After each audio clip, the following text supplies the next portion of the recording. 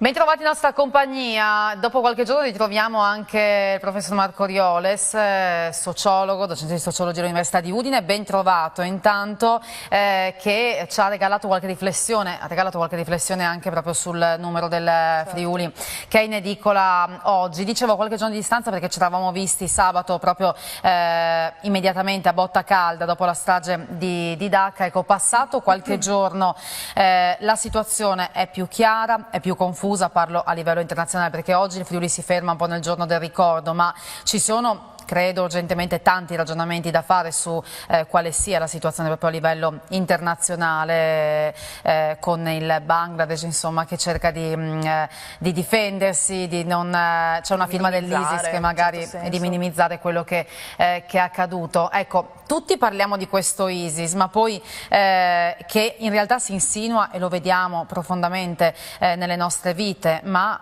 è quasi come se fosse invisibile paradossalmente. Qual è la situazione?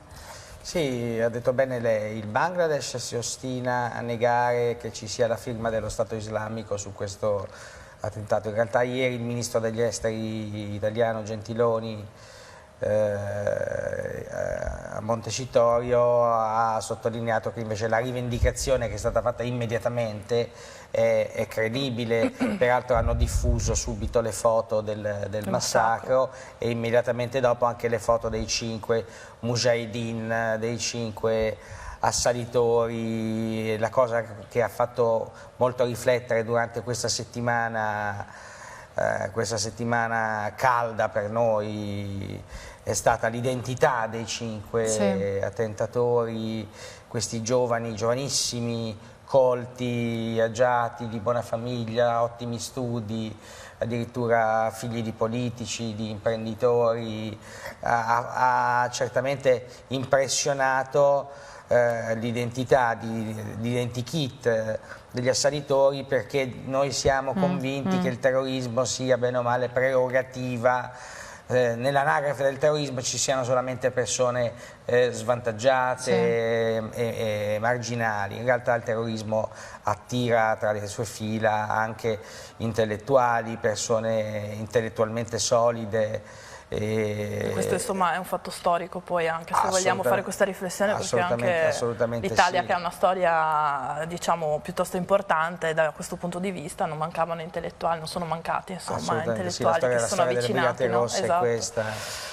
Sia dal punto di vista terrorismo nero e rosso e via dicendo. Senta, si è parlato addirittura di, io ho sempre sottolineato il tra virgolette, però si è detto terrorismo per moda. Questo anche l'ha detto il governo del Bangladesh, che diciamo ha un po' di una certa difficoltà ad ammettere che in casa propria ci siano queste cellule dormienti o neanche tanto, ma ci sono insomma, quindi una difficoltà sì del governo ad ammettere questa realtà, ma si è parlato appunto di terrorismo per moda, forse col rischio di sminuire un po' la gravità di questa adesione invece, anche se questi ragazzi sono figli di buona famiglia eccetera, però può essere un terrorismo definito per moda, come se fosse uno status?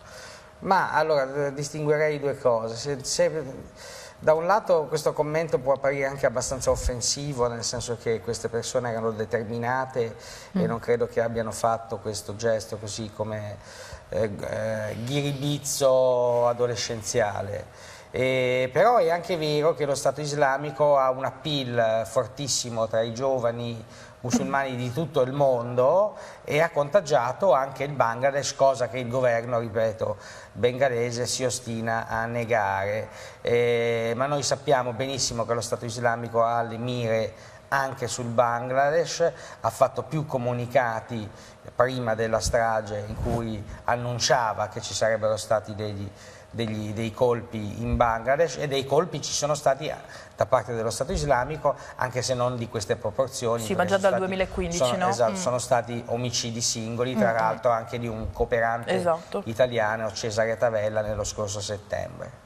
Si continua a sentire poi in questi giorni non daremo tregua, la lotta al terrorismo, questi, anche insomma, le dichiarazioni politiche, questi moti d'orgoglio, però poi nel concreto, almeno per quanto mi riguarda, poco si capisce su come si deve agire e cosa fare. Lei perché abbiamo comunque affermato che questa è una guerra di civiltà, anche riferendosi a quelli che sono i profili appunto di questi assalitori, di questi mujahideen, come ha detto lei.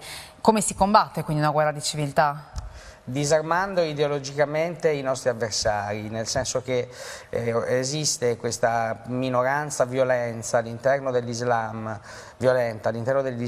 che pretende di sovvertire il mondo, di instaurare un nuovo ordine islamico che peraltro ci sono riusciti nei territori del cosiddetto califfato, a scapito ovviamente dei regimi esistenti, e un ordine da instaurare con la violenza, perché ovviamente bisogna passare sopra i corpi di molte persone.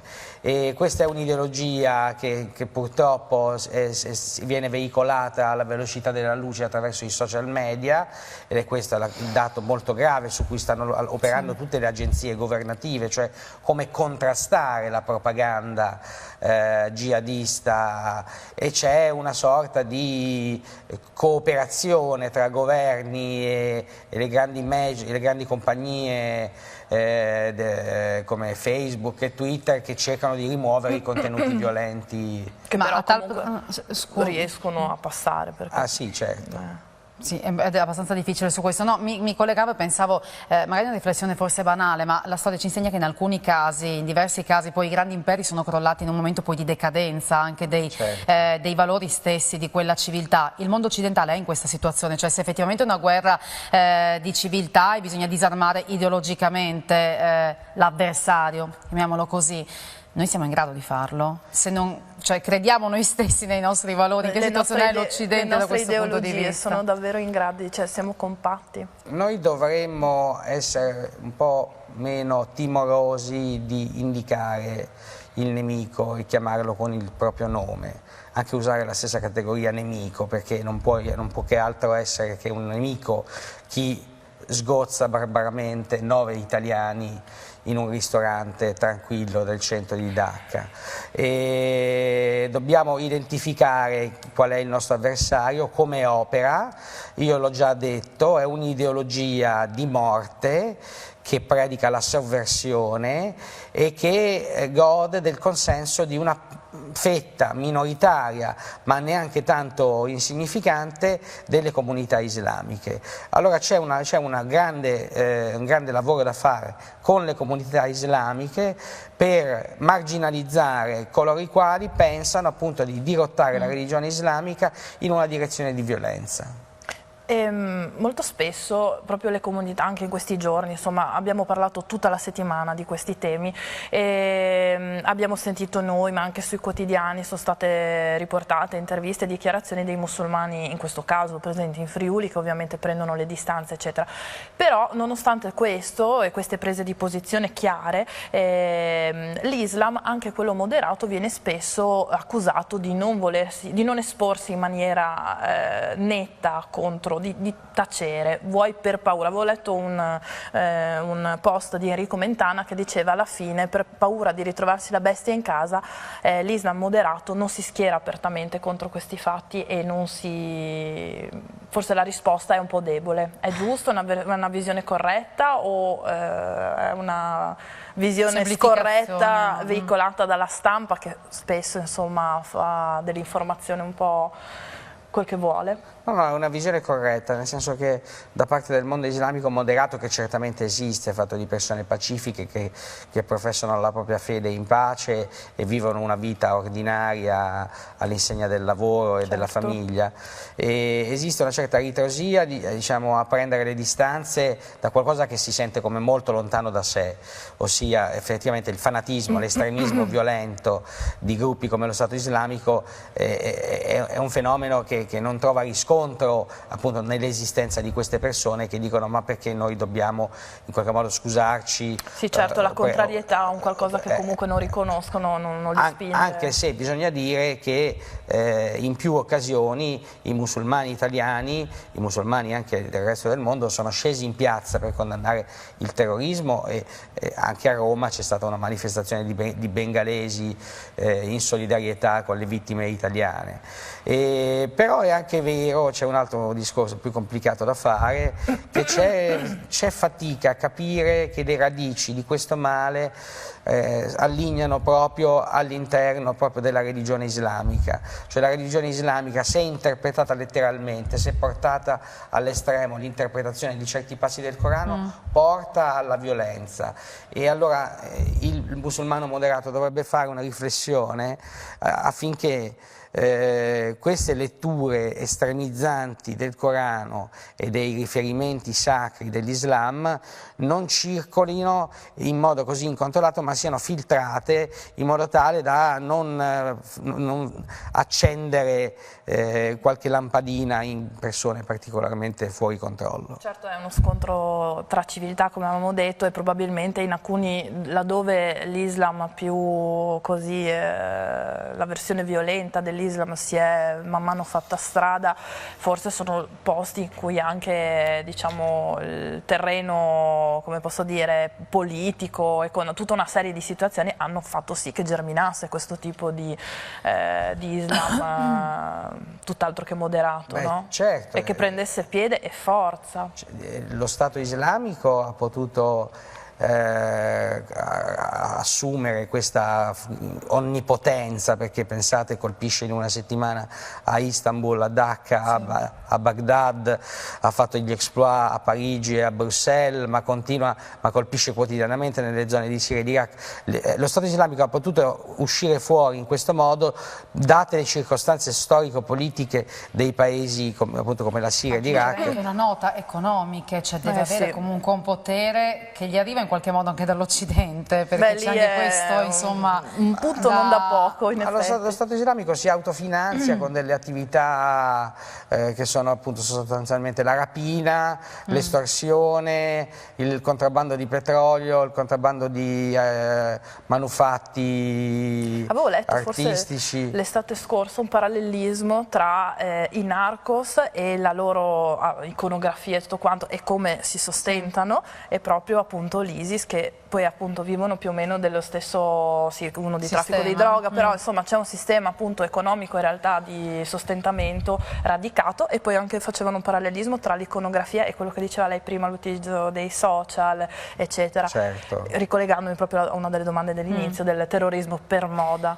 Sì, poi abbiamo introdotto l'aggiornamento appunto che stava facendo, quindi dicevo lo Stato perché è una chiacchierata si è in realtà diffuso appunto per diverse ragioni che possiamo identificare. Viviamo in un momento storico particolare in cui appunto questa ideologia violenta ha potuto approfittare appunto di circostanze politiche molto particolari, cioè l'indebolimento del quadro politico in Iraq, la guerra civile in Siria, e queste due circostanze hanno fatto sì che lo Stato islamico ne approfittasse per diventare un attore molto potente, ma poi soprattutto c'è una questione che è tutta interna al mondo globale, senza distinzione tra Occidente e Oriente, cioè la potenza dei social network è stata tale da rendere lo Stato islamico un gruppo assai più potente dell'altra sigla jihadista che noi tutti conosciamo, che è Al-Qaeda, che ai tempi di Bin Laden neanche si poteva sognare la capacità di poter propagare il proprio messaggio così comodamente, farlo arrivare punto per punto nelle abitazioni, nei cellulari, negli smartphone dei ragazzini, che possono poi condividerlo e farsi a loro volta latori di messaggi violenti.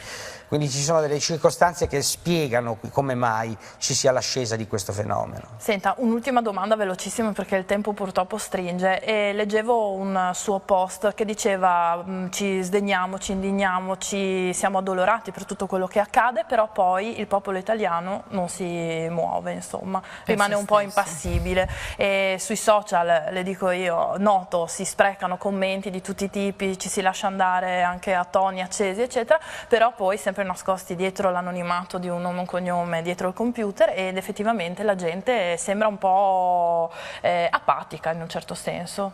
Sì, da un lato io ho notato questa assenza di uno sdegno generalizzato, di un sussulto d'orgoglio da parte del popolo italiano che si vede portare via in modo così truce 9 suoi concittadini. E forse c'è anche da dire che lo Stato islamico ci ha vaccinato a questa violenza estrema. È una cosa brutta. E non dimentichiamo che il suo nome diventa universalmente noto in occasione delle famose decapitazioni dell'estate del 2014 di 2 anni fa, con quei video truculenti che avevano come protagonista quel ragazzo inglese, londinese, Jihadi John, per cui poi è una strategia esplicita quella dello Stato islamico di usare una violenza estrema, lo si fa per terrorizzare, lo si fa per far desistere i propri nemici dal combattere. Più che di apatia degli italiani, appunto, parlerei appunto di un segno di rassegnazione, come dire, questa violenza c'è nel mondo, non la si può fermare, non si può fare nulla. Io spero che non sia così. Direi che è troppo presto per arrendersi, mi sembra. Certo. Grazie mille, grazie per questo spazio che ci ha dedicato e per le sue riflessioni, Marco Orioles. Buon lavoro e buona giornata, noi ci vediamo tra poco.